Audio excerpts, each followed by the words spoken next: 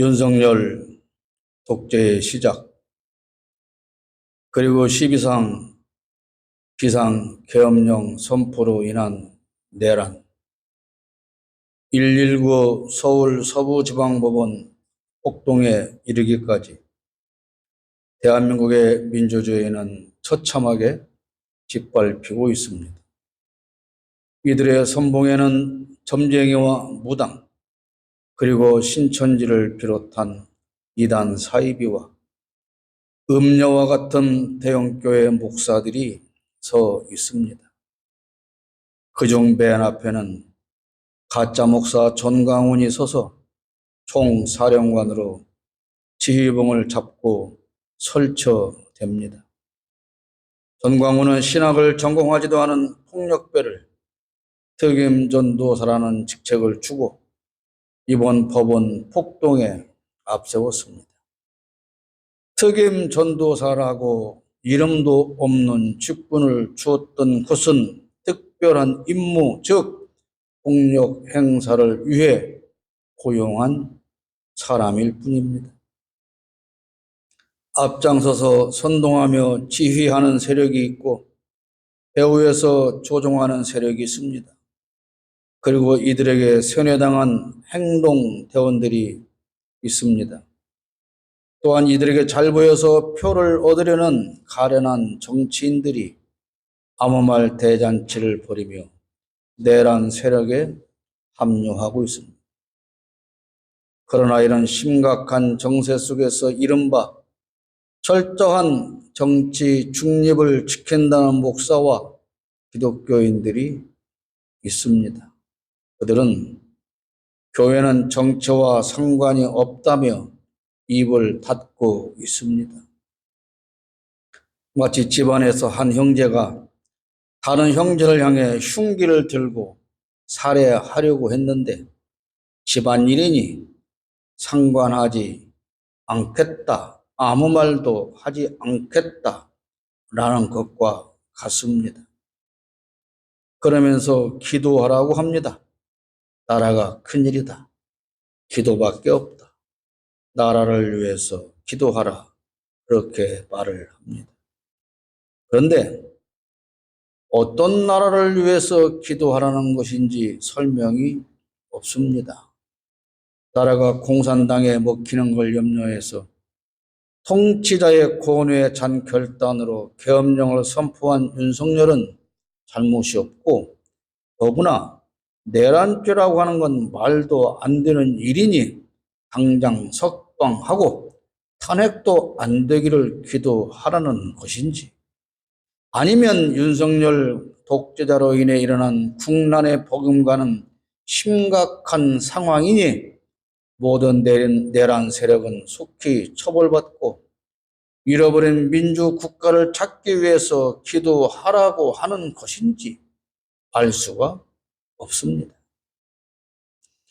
오늘 본문에서 하나님은 에레미야에게 말씀하십니다. 3절에 너는 내게 부르짖으라.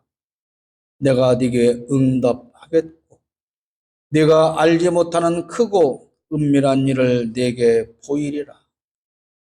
그러면서 하나님께서 하실 일을 구체적으로 설명해 주십니다. 범죄로 인해 무너지고 황폐한 이스라엘을 치료하고 회복하실 것이라고 말씀하십니다. 지금 대한민국은 최대의 위기를 맞고 있습니다. 교회가 용산 신당의 인간 우상을 만들고 숭배하며 온갖 이단 사이비 무당들과 함께 했기 때문입니다. 1절 말씀을 보면 내가 나의 노여움과 분함으로 그들을 죽이고 그들의 시체로 이 성을 채우게 하였나니 이는 그들의 모든 악행으로 말미암아 나의 얼굴을 가리어 이 성을 돌아보지 아니하였습니다. 오늘 대한민국의 재앙은 하나님의 노여움과 분노 때문입니다. 분노하신 하나님은 자기 백성의 시체가 성 안에 쌓이는 걸 그냥 두고 보셨습니다. 일부러 얼굴을 가리고 백성이 사는 성에 백성의 시체가 쌓여 가는 걸 외면하셨다는 겁니다. 하나님께서 이렇게 자기 백성이 망하도록 외면하신 건 그들이 우상 숭배의 죄를 범했기 때문입니다. 하나님의 자녀가 하나님을 외면하고 다른 데로 눈을 돌리며 살았기 때문에 하나님도 그들에게서 눈을 돌리신 겁니다. 지금 대한민국이 그렇습니다. 우상을 숭배하는 건 그렇게 우상을 숭배하면서 삶으로 인해서 더 많은 걸 누릴 수 있다는 생각으로 그러는 겁니다. 전광훈이 왜 저러고 삽니까? 바른 목회자로 살면 그 많은 돈을 벌지 못하기 때문입니다. 헌금이라는 이름으로 거둔 돈을 가지고 각종 사업체를 만들어서 아들, 딸과 며느리에게 나눠주며 대기업을 만들어 가고 있습니다. 바른 목회자로 살면 저렇게 많은 지지자를 얻지 못하고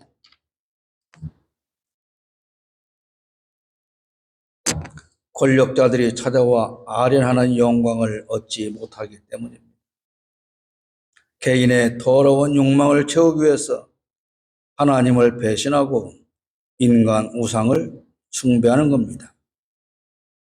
목사의 이름을 가지고서 여전히 내란 속에 윤석열은 잘못이 없다고 진보 정권이 탄생하면 이 나라는 당장 공산화가 된다고 떠드는 저들 역시 그렇게 처신해야 더 많은 걸 얻을 수 있기 때문입니다. 심지어 전광훈은 이번 윤석열의 내란이 성공했다면 공동정부를 만들어서 국회를 해산하고 만든 비상입법기구라고 하는 불법 어용 국회를 만들어서 본인이 직접 국회의장을 하려고 했다는 의혹마저 받고 있습니다. 윤석열 종신 대통령, 전광훈 국회의장 그런 그림을 그렸다는 겁니다. 전광훈은 폭력배를 특임 전도사라고 하는 이름으로 교회에 소속하게 해서 이번 법원 폭동의 행동대장으로 사용했습니다. 이 두 사람의 이름은 다 공개가 되었습니다. 이형석과 윤영보라는 사람입니다. 특히 이번 법원 폭동에서 현장을 지휘한 사람은 과거 전광훈의 교회가 있던 그 장위동 지역이 재개발되는 과정에서 530억 원의 보상금을 요구하며 속칭 알박기로 버티고 있을 때 강제 집행을 나온 그 공무원에게 화염 방사기로 불을 뿜고 린치를 가해서 실형을 받고 나온 사람입니다. 그런 그가 이번 폭동에도 앞장서 지휘한 정황들이 속속 밝혀지고 있고 그래서 구속이 되었습니다. 결국 이번 폭동의 우두머리는 전광훈입니다. 실제로 전광훈은 광화문 집회와 방송에서 이른바 국민혁명위원회 또는 국민저항위원회라고 하는 것을 만들어서 제2의 건국을 해야 하며 본인이 이 기구의 위원장이라고 합니다. 그런데 이걸 위해서 만들었다는 선포문은 박정희의 5.16 쿠데타 당시 선포문을 벤치마킹했다고 하는데 그 내용은 이번 윤석열이 발표한 계엄 선포문과 포고문 1호와 거의 같은 내용입니다. 그 안에는 반국가 세력, 처단 등의 단어가 반복됩니다. 옛날로 말하면 역적을 모의한 역적입니다. 전광훈은 그러므로 반드시 내란범으로 처벌해야 합니다. 최소한 10년 이상의 중형을 선고하고 처벌해야 합니다. 이제라도 경찰에서 전광훈 전담 수사팀을 가동한다고 하니 그나마 다행스럽게 지켜보겠습니다. 일본군 장교 출신 박정희는 경쟁자 김대중을 빨갱이로 몰아서 대한해협에 산채로 수장하려고 했습니다. 그래도 죽이지 못한 김대중을 다음에는 군사 독재자 전두환이 역시 빨갱이로 몰아서 사형을 선고했습니다. 그런데 그 김대중이 대통령이 되었습니다. 그래서 대한민국이 공산국가가 되었습니까? 보수를 표방한다는 독재자들은 한결같이 진보 정권이 들어서면 대한민국은 북한과 손잡고 공산국가가 된다고 선전선동하며 어리석은 국민을 세뇌하고 있지만 그들이 말하는 노무현 빨갱이, 문재인 빨갱이가 대통령이 되었을 때 정말 대한민국이 공산국가가 되었습니까? 그렇지 않습니다. 오히려 진보 정권 때 남과 북은 평화의 분위기를 만들고 화해 무드를 발전시켰지 않습니까? 그런데 저들은 또 여전히 같은 말로 선전선동하고 지금도 그들과 함께 외치는 목사들이 있고 속아 넘어가는 어리석은 국민이 있는 겁니다. 지난번 119 서울 서부지방법원 침탈 폭동세력은 그동안 우리가 봐왔던 이른바 태극기 노인들이 아니었습니다. 절반 넘는 사람이 이른바 2030 젊은 세력이었고 그들 대부분은 신천지와 전광훈 교인들로 추정하고 있습니다. 꼭 전광훈의 교회 교인이 아니더라도 전광훈과 함께하는 교회에 소속된 청년들이라고 하는 사실이 밝혀지고 있습니다. 특히 선봉에 서서 지휘하던 이른바 투블럭 남자는 2006년생으로 이제 겨우 19살 된 아이입니다. 진호보다도 어린애입니다. 이제 설 지나야 19살 되는 거예요. 이 아이가 서부지방법원을 맨 앞에 서서 폭력을 지휘한 거예요. 이 철없는 젊은 아이의 망가진 인생은 그러면 과연 누가 책임진다는 겁니까? 최소한 10년 이상의 징역형을 받고 살고 나와야 할 건데 누가 책임질 겁니까? 추정컨대 아마도 이 청년은 파주에 교회에 소속된 걸로 보입니다. 저는 압니다. 그러나 하도 고소 고발들이 난무하기 때문에 밝히지 않는 겁니다. 그 교회 목사는 유명한 극우적 사상을 가진 자입니다. 이런 목사라고 하는 것들이 앞길이 창창한 이런 청년들을 대란 반역자로 만들어 놓고 책임도 지지 않습니다. 폭력 행사에 동원된 젊은이들이 민주주의와 신앙을 지키기 위해서 이런 일을 한다고 당당하게 언론에 인터뷰를 하고 있습니다. 지금까지 한국 교회는 세상에 부패하는 과정을 그저 구경만 하고 있었습니다. 세상이 부패하든 어둠이 덮어가든 상관하지 않았습니다. 하나님의 공의를 정의롭게 행하지 않았습니다. 그저 복 받아서 잘 먹고 잘 살며 출세하는 게 하나님이 주시는 복이라고 그렇게만 외쳐왔습니다. 예수 믿는 사람은 당연히 예수 안 믿는 사람보다 더 성공하고 출세하고 부자로 살아야 한다고 그렇게 가르쳐 왔습니다. 그러면서 하나님의 공의에는 눈과 귀를 닫았고 정의를 행하기는커녕 오히려 불의를 행하는데 앞장섰습니다. 많은 기독교인들이 그렇게 살았고 지금도 그렇게 살고 있습니다. 그 결과 지금 한국 교회와 함께 대한민국도 망해가고 있는 겁니다. 제가 이런 말씀을 수없이 반복하지만 달라지는 것은 없습니다. 그러나 하나님은 우리가 이렇게 망하도록 그냥 마냥 버려두시지 않겠다는 겁니다. 하나님은 치료하고 회복하시는 분위기에 그 하나님께 부르짖으라고 6절에 말씀하고 있습니다. 그러나 보라, 내가 이 성읍을 치료하며 고쳐 낫게 하고 평안과 진실이 풍성함을 그들에게 나타낼 것이라고 말씀하고 있습니다. 지금 대한민국은 심한 중병을 앓고 있습니다. 철들면서 자유민주주의를 신봉하며 살았다고 씨부리는 대통령이라고 하는 자가 제 마음에 안 든다고 국민을 향해 총을 들고 장갑차를 앞세우고 내란을 일으키더니 자기를 잡으러 오는 경찰과 검사를 향해 총을 쏘라고 경호관에게 지시했다고 하지 않습니까?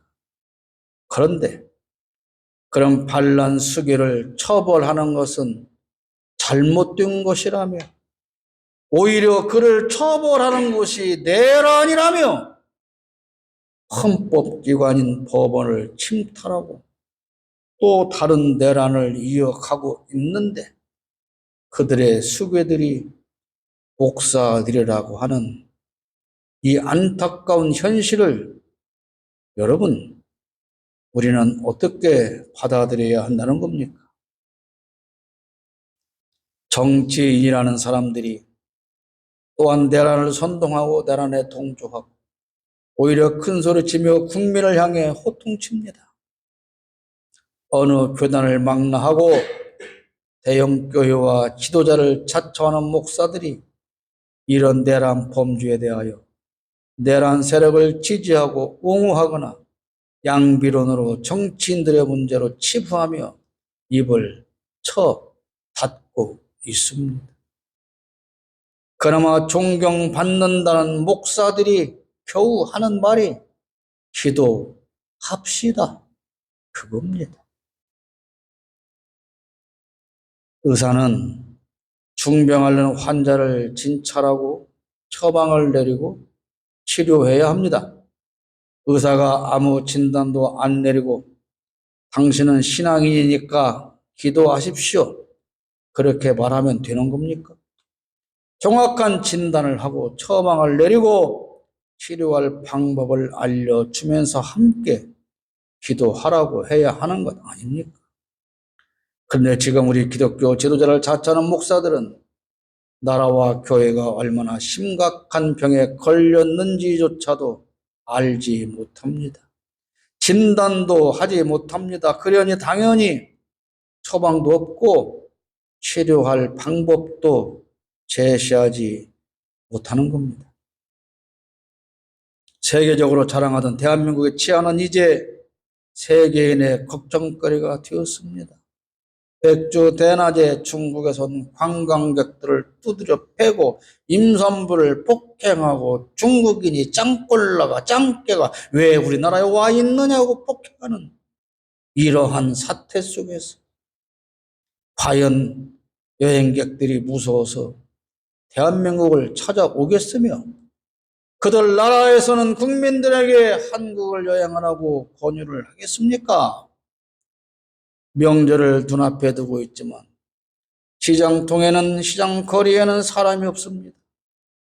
해가 지기도 전에 거리에는 사람의 발길이 끊어지고 암흑천지가 됩니다.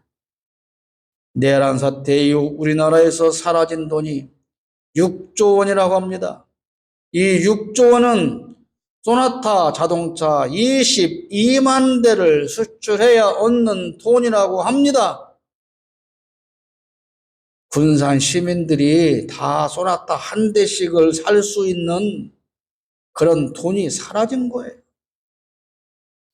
치안과 정치, 경제 등 어느 한 구석 안전한 데가 없이 충병을 앓고 있는데 지금 목사라고 하는 자들은 강단에서 이 시간에도 무엇을 외치고 있습니까? 윤석열을 잡아가두고 이재명이 대통령이 되면 대한민국은 공산국가가 된다. 어디에서, 성경 어디에서 찾아내온 말이랍니까? 교회 안에서 성도의 숫자는 줄어든 만큼 이단과 사이비로 가는 사람은 늘어만 갑니다. 요즘 길거리를 보십시오. 아주 당당하게 신천지 간판을 내걸고 길거리에서 차를 나눠주며 홍보하고 보살펴 가고 있지 않습니까? 온몸에 암세포가 퍼져서 죽기 직전인데 심각성을 모르고 여전히 근심 걱정 없이 살고 있는 겁니다. 12절 말씀을 보면 만군의 여호와께서 이와 같이 말씀하시니라. 황폐하여 사람도 없고 짐승도 없던 이곳과 그 모든 성읍에 다시 목자가 살 곳이 있으리니 그의 양떼를 눕게 할 것이라. 지금 대한민국은 황폐하여 사람이 살 수 없는 곳이 되어가고 있습니다. 그래서 치료하시는 여호와 아버지 하나님께 부르짖으라는 것입니다. 지금은 먹고 마시고 웃고 떠들고 즐길 때가 아니고 베옷을 입고 티끌을 무릅쓰고 금식하며 하나님께 간절히 부르짖어야 할 때라는 겁니다. 그렇게 부르짖어야 하나님께서 약속하신 치료와 회복이 가능하게 됩니다. 14절 여호와의 말씀이니라. 보라, 내가 이스라엘 집과 유다 집에 대하여 일러준 선한 말을 성취할 날이 이르리라. 저는 지난 3년 동안 거의 매주일 설교를 통해서 불의한 권력을 꾸짖고 교회는 회개해야 한다고 외쳤고 오늘도 여전히 그렇게 외치고 있습니다. 어떤 사람들은 지겹다, 이제 그딴 설교 좀 그만하고 다른 설교하면 안 되냐라고 말하는 사람들도 있습니다. 그러나 달라진 게 없지 않습니까? 더 악화되고 있지 않습니까? 그런데 무슨 설교를 하라는 겁니까? 잘 먹고 잘 살게 열심히 교회에 충성 봉사해라. 그렇게 해야 한다는 겁니까? 그렇게 저는 3년 동안 불의한 권력을 향해 꾸짖었습니다. 그런데 목사들이 그렇게 말한다고 합니다. 저는 설교 시간에 어떠한 정치적인 메시지도 전하지 않고 철저하게 중립만 지키겠습니다. 이게 정치입니까? 내란이 일어나는 게 정치입니까? 강도와 경찰을 앉혀놓고 나는 중립을 지키니 아무 말도 하지 않습니다. 그렇게 말하는 게 옳은 겁니까? 비겁한 겁니다. 그 설교 싫어하는 사람이 떠날까봐. 지난주엔가 제가 페이스북에서 읽은 글이 있습니다. 어느 교회 목사님이 건강이 안 좋아서 협동 목사를 세우는데 그 협동 목사가 이제 나는 이 교회를 떠나야 되겠다고, 그리고 내란 범죄자를 비판하고 꾸짖는 설교를 했다고 합니다. 그랬더니 아닌 게 아니라 교인들이 난리가 났는데 그 중에 몇 명이 와서 목사님을 껴안고 눈물을 흘리며 고맙다고, 잘 가시라, 하나님의 편에 서서 단 1시간 아니 20분 설교한 것 때문에 그 목사는 그 교회를 떠나야 되는 거예요. 이게 대한민국 교회입니다.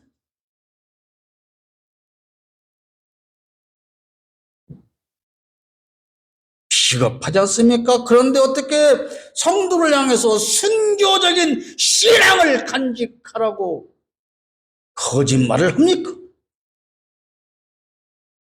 교인 몇 명 떠나가고 헌금 몇 번 줄어들 게 두려워서 하나님 말씀도 전하지 못하는 주제에 무슨 성도에게 선교 정신을 강요하냔 말이에요.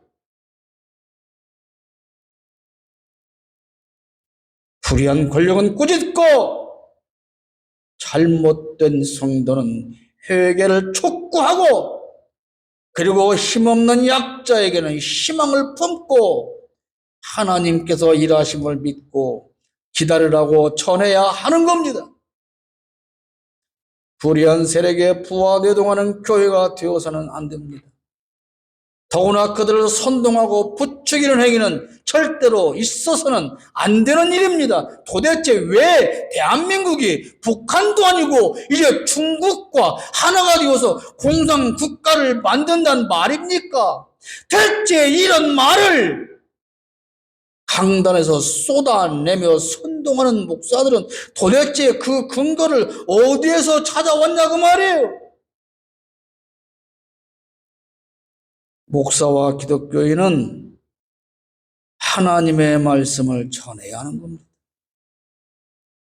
정치인의 이야기를 전해야 하는 게 아니에요. 지난주에도 그렇게 말씀드렸어요. 기독교인이라면 하나님의 공의를 외치고 정의롭게 행동해야 하는 겁니다.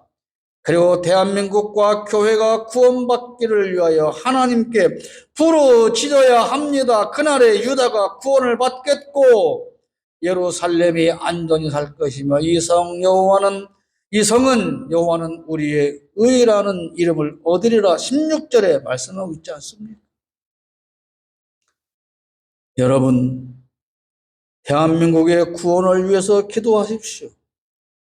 대한민국의 안전을 위해서 기도하십시오. 이 땅에 하나님의 공의가 강물같이 흐르고 정의를 실현하는 교회들로 인하여 하나님의 의가 나타난 교회가 되기를 기도하십시오. 무도한 무리가 선량한 국민을 향해 무차별적으로 공격하고 불법이 판치는 나라에서 벗어나기를 여러분 기도해야 합니다.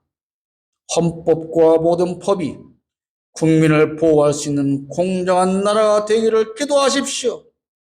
교회가 인간 우상을 숭배하는 행위에서 벗어나 진정한 하나님의 공의를 드러내는 그런 교회가 되기를 여러분 기도하십시오. 17절에 하나님 여호와께서 이와 같이 말씀하시니라. 이스라엘 집의 왕위에 앉을 사람이 다윗에게 영원히 끊어지지 아니할 것이다. 하나님께서 이 나라와 우리를 사랑하셔서 하나님을 두려워하며 국민의 주권을 인정하는 정치인들이 바른 정치인들이 오랫동안 국민만 섬기는 그런 나라가 되기를 기도해야 하는 겁니다. 22절 말씀에 하늘의 만상은 셀 수 없으며 바다의 모래는 측량할 수 없나니 내가 그와 같이 내 종 다윗의 자손과 나를 섬기는 내 의인을 번성하게 하리라. 일시적으로 추락한 대한민국의 위상이 회복되게 하시고 온 세계를 지도하는 대한민국이 되기를 기도하십시오. 온 세계가 부러워하는 자랑스러운 대한민국이 되기를 기도해야 합니다. 여러분은 오늘 무엇을 위해 부르짖습니까? 지금은 오직 내란 세력을 척결하고 우리의 대한민국과 한국 교회의 구원을 위해서 부르짖어야 할 때입니다.